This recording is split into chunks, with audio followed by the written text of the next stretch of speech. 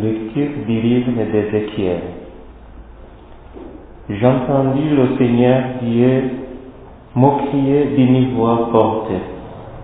Ils sont tout proches, les châtiments de Jérusalem, et chaque tient à la main son arme de mort. Alors 6 hommes s'avancèrent, venant de la porte supérieure du temple, celle qui est du côté nord. Chacun tenait à la main son arme de destruction. Au milieu d'eux, il y avait un homme vêtu de lin qui portait à la ceinture une écritoire de scribe. Ils s'avancèrent et s'arrêtèrent devant l'autel de bronze.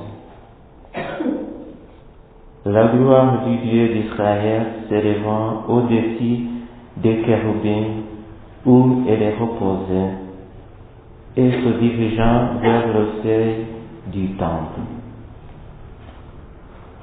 Alors le Seigneur appela l'homme vêtu de lin qui portait à la ceinture une écritoire de scribe et il lui dit: passe à travers la ville, à travers Jérusalem, et marque d'un croix au front ceux qui gémissent et qui pleurent, c'est toutes les abominations qu'on y commet. Puis j'entendis le Seigneur dire aux autres: passe derrière lui à travers la ville, passez derrière lui à travers la ville et frappez. N'ayez pas un regard de pitié, n'épargnez personne. Vieillards et jeunes gens, jeunes filles, enfants, femmes, tuez-les, exterminez-les. Mais tous ceux qui sont marqués au front, ne les touchez pas.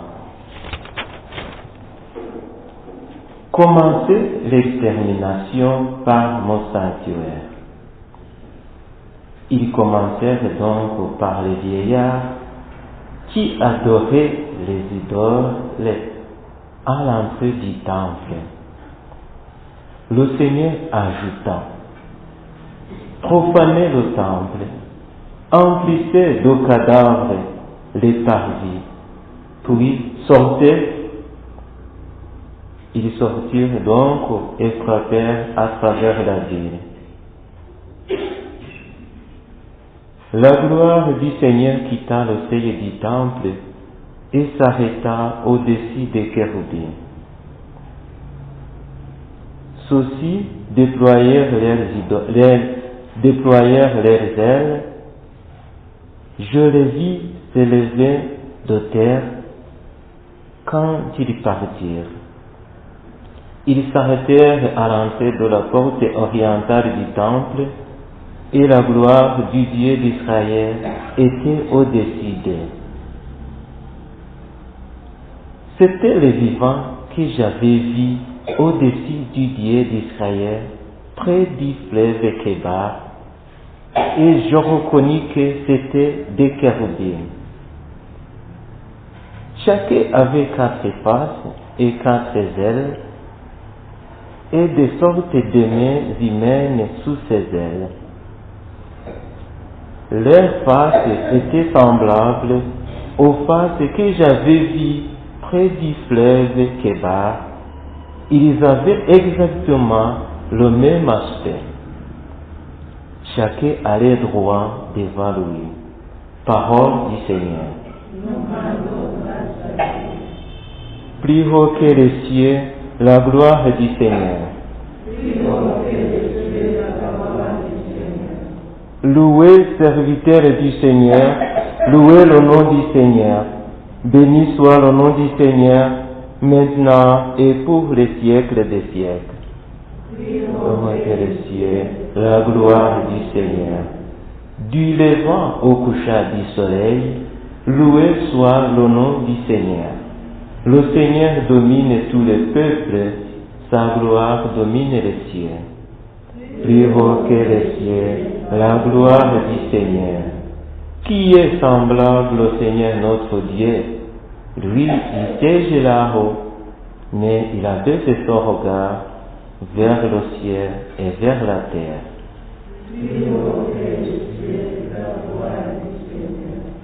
Alléluia, Alléluia, Alléluia, Alléluia. Alléluia, Alléluia, Alléluia. Dans le Christ, Dieu a réconcilié le monde avec lui. Il a déposé sur nos lèvres la parole de réconciliation.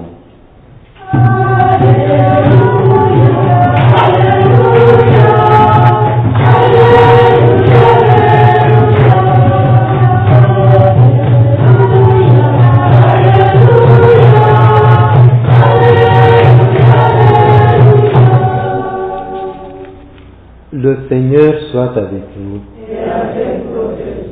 Évangile de Jésus-Christ selon saint Matthieu.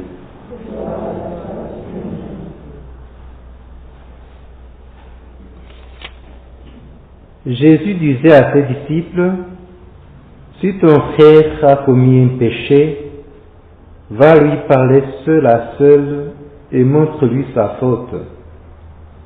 Si t'écoute, tu auras sauvé ton frère. S'il ne t'écoute pas, prends encore avec toi une ou deux personnes, afin que toute l'affaire soit réglée sur la parole de 2 ou 3 témoins. S'ils refusent de les écouter, dis-le à la communauté de l'Église. S'ils refusent encore d'écouter l'Église, considérez-le comme un païen et un publicain. Amen, je vous le dis, tout ce que vous aurez lié sur la terre sera lié dans le ciel, et tout ce que vous aurez délié sur la terre sera délié dans le ciel. Encore une fois, je vous le dis, si 2 d'entre vous sur la terre se mettent d'accord pour demander quelque chose, ils obtiendront de mon Père qui est aux cieux. Quand 2 ou 3 sont réunis en mon nom, je suis là au milieu d'eux. Acclamons la parole de Dieu.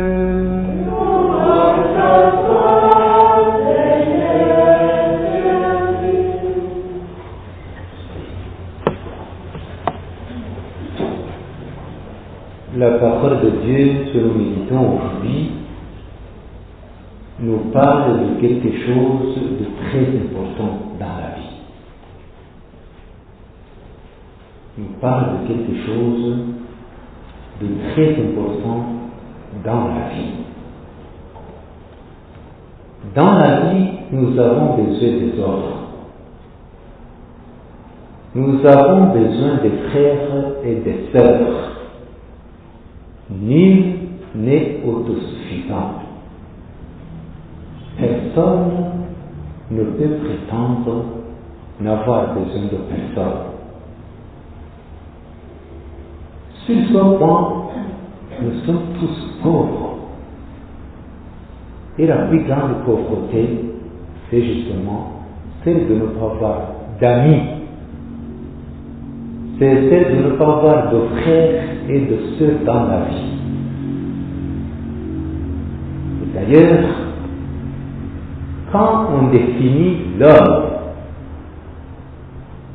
quand on définit la personne humaine, on dit que l'homme est un être relationnel qui a besoin de relations, qui a besoin de personnes. Nul n'est autosuffisant.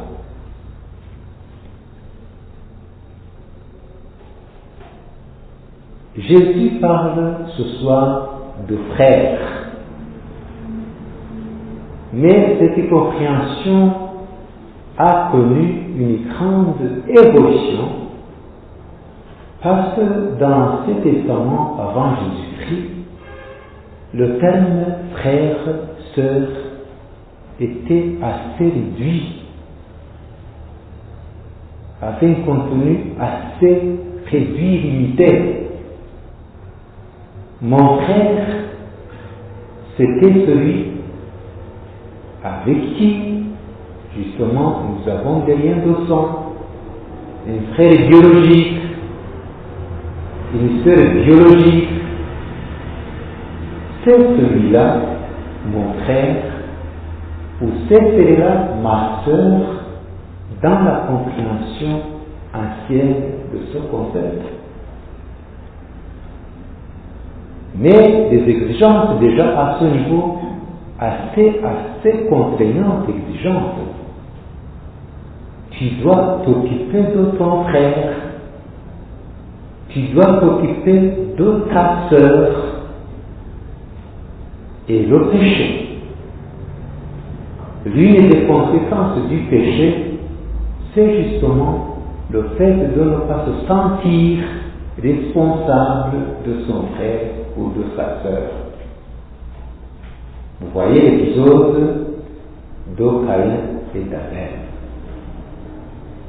Après avoir tué son frère Abel, Caïn se trouve confronté à Dieu. Et Dieu lui pose la question, où est ton frère? Où est ton frère? Où est ton frère?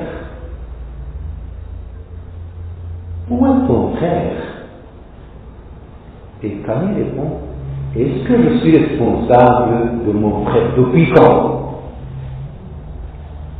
Voilà la réponse de Caïn. Est-ce que je suis responsable de mon frère?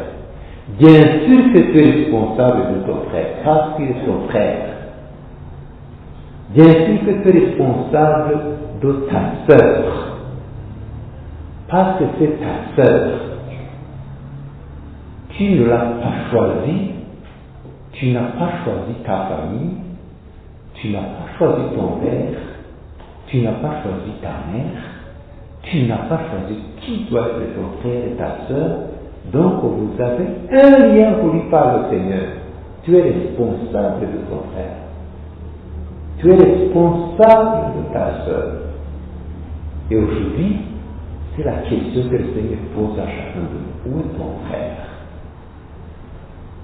Où est ta sœur? Ton frère de sang, ta sœur de sang. Une fois, je ne vais pas le dire, je ne vous dirai pas où j'étais, c'est ma boucle à je ne vais pas le dire, mais j'étais en compagnie de deux messieurs, vraiment des messieurs assez bien nantis. C'était des messieurs bien portants, des messieurs bonne santé, des messieurs proches bien. Tout était bien. Et l'un pose à l'autre la question de savoir si son frère se portait bien. Il dit, est-ce que ton frère est encore en Afrique du Sud? L'autre dit, dit frère, ça fait une année. Chez nous, tu sais, en famille, on aime pas s'ingérer dans les affaires de nos frères, de nos sœurs. Ça fait une année, je ne sais pas s'il est toujours là ou s'il a quitté, mais comme il n'y a pas de nouvelles, c'est bonne nouvelle. C'est vraiment bonne nouvelle, chez nous, on ne se gère pas dans la vie privée des frères et des sœurs. Mais Dieu te dit, où est ton frère? Où est ta sœur? Où est ton père? Où est ta mère? Au temps de Jésus, ce concept a connu une grande évolution. C'était lors d'une discussion avec les pharisiens et les scribes à propos du premier commandement.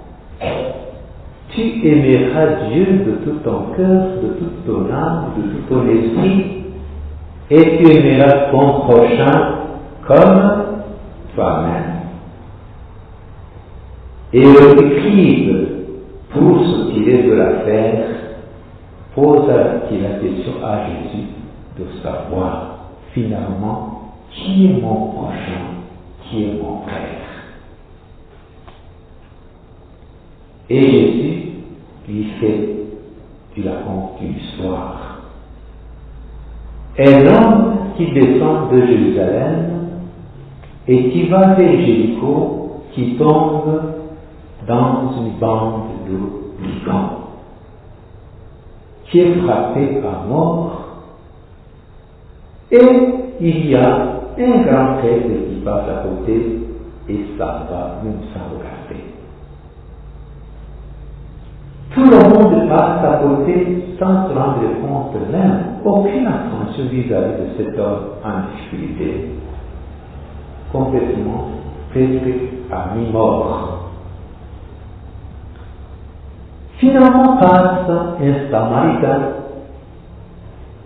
qui s'arrête, qui descend de son cheval et qui va au secours de ce monsieur. Non seulement il le soigne,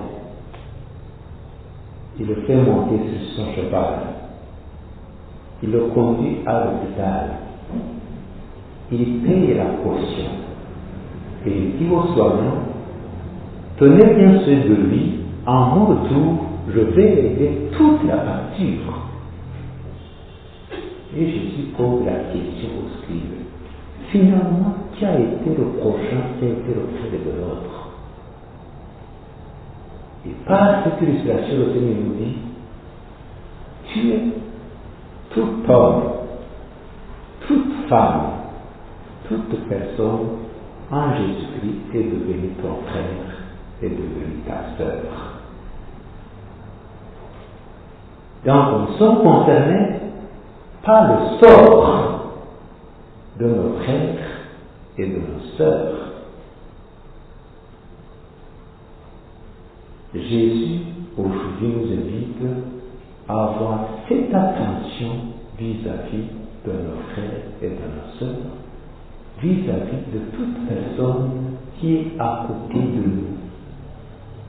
Qui est à côté de nous. En Jésus-Christ, tout homme est devenu ton frère. En Jésus-Christ, toute femme est devenue ta sœur. Parce que la fraternité dans le Christ va au-delà des lieux de sang. La fraternité dans le Christ va au-delà des frontières de race, d'appartenance régionale et ethnique. En Jésus-Christ, tout homme est devenu mon frère. Une fraternité ouverte à tout le monde. Et regardez aujourd'hui l'indifférence au nom du respect de la vie privée, d'indifférence. Au nom de la vie privée qu'il faut respecter, nous sommes devenus indifférents les uns aux autres. Le frère ne sait pas où se trouve son frère. La sœur des fois ne sait même pas ce que vit sa sœur de sang. Nous sommes devenus étrangers les uns envers les autres. Comment inventer les nouveaux lieux de fraternité aujourd'hui? Comment vivre une fraternité au-delà de tout ce qui divise et sépare, comme le dit Marie-Caroline? Comment vivre aujourd'hui une fraternité universelle dans nos pays marqués par des divisions ethniques, des lignes raciales? Dans nos sociétés, nous savons combien de conflits familiaux divisent, font rage. Comment inventer des nouveaux lieux de fraternité? Une fraternité ouverte à tous, une fraternité aux dimensions du cœur de Christ, une fraternité aux dimensions du cœur de Christ. Jésus prend aujourd'hui le cas extrême, même en cas de faute. Si ton frère commet un péché va le trouver et parler avec lui seul à seul. Ne laisse pas ton frère sombrer dans le péché. Ne laisse pas ta sœur s'abîmer dans de mauvaises habitudes. Nous avons peur des uns des autres. Nous avons peur de dire la vérité. Nous préférons la complicité et le silence. Nous préférons ne pas nous poser des difficultés, mais nous laissons la sœur mourir et le frère se perdre. Si ton frère commet un péché, va le voir, c'est la sœur. S'il ne t'écoute pas, va en parler à 2 ou à 3 personnes de la communauté, de la famille. Nous sommes toujours dans un cadre fraternel. Si ne vous écoutez pas, va en parler à la communauté de l'Église.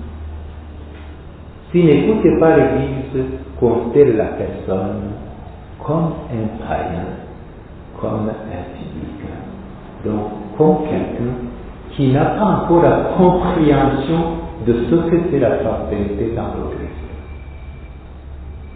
Mais Jésus ne se fait pas là. Il dit, qu'est-ce qui suit après? Si la personne refuse de vous écouter, qu'est-ce qu'il faut faire? Mais organisez une prière pour elle. Mettez-vous à genoux. Parce que Jésus dit, si 2 ou 3 se réunissent en mon nom, je suis au milieu d'eux. De toute manière, ne lâchez jamais le frère et la sœur. Si vous échouez au niveau du conseil, si vous échouez à tous les niveaux, il reste un moyen, celui-là le plus efficace, la prière fraternelle pour le frère et la sœur. Mais de toute manière, ne restez pas la personne. L'amour prime sur tout. La fraternité est tout. Force que tout ce qui peut être cause de division ou point d'incompréhension. Nous prions aujourd'hui pour nos liens de fraternité. Nous savons ce qui se passe dans nos familles. Nous savons ce qui se passe dans nos communautés. Si ce n'est pas dans ma famille directe, c'est la famille de mon ami, c'est la famille de mon voisin, mais on sait ce que c'est, ce qui se passe. Ou ton frère, l'enforcer nos liens de fraternité, d'amitié et d'amour. Aujourd'hui, nous avons un exemple assez édifiant, une famille qui prie pour l'amant, la Miss de 80 ans. Elle s'appelle Trémie. Vous la voyez? Elle est toute blanche. Elle est toute blanche. Donc on peut applaudir pour ces 80 ans. On peut applaudir pour ces 80 ans. C'est une grâce de Dieu, profitez-en au maximum. C'est une grâce de Dieu, profitez-en au maximum. Mais je pense que le seul plus fort de toute maman et de tout papa, c'est l'unité entre les enfants. Le meilleur cadeau que vous puissiez lui offrir, c'est votre unité, c'est votre amour, c'est votre fraternité. C'est son rêve, c'est sa prière. Profitez-en au maximum. C'est elle le point qui vous lie. Une maman est comme une corde qui lie la famille. Un papa au sein de la famille, c'est le pont par lequel passe le Seigneur pour vous renforcer. Donc, célébrez dans la joie, mais en marche, tenez un bon conseil familial, organisez un débat pour dire comment renforcer nos liens de fraternité. Comment vivre un plus d'amour comme famille. Comment devenir davantage plus frères et plus sœurs. Voilà le meilleur cadeau que vous puissiez offrir à votre maman à l'occasion de cet anniversaire. Nous prions aujourd'hui pour Marie-Chantal aussi. C'est sa fête patronale. C'est sa fête patronale. Jean-François de Chantal a été une mère, donc tu ne pourras pas l'imiter. Une épouse. Et quand le mari est décédé, là, il a emprunté une autre voie. Il a eu la grâce de rencontrer François de Sales. Et ensemble, ils ont fondé l'ordre de la Visitation sur ce point qui pourrait l'imiter. Donc, le chemin de la sainteté. Voilà, donc nous prions pour elle. Nous prions aussi pour d'autres intentions de prière qui ont été exprimées par les traitants ou qui ont été transmises par l'un ou l'autre membre de notre assemblée. Au nom du Père et du Fils et du Saint-Esprit.